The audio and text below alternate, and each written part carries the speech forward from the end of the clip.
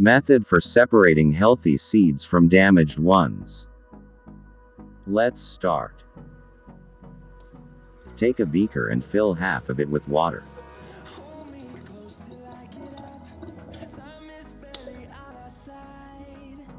Put a handful of wheat seeds in the beaker containing water. Stir the water well and leave the beaker. Wait for some time.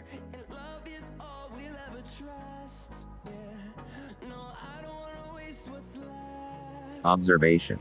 Some seeds float on water while others settle at the bottom.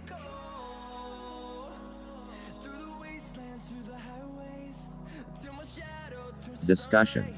Damaged seeds become hollow and are thus lighter. Therefore, they float on water. Good and healthy seeds are heavier and thus, they sink at the bottom.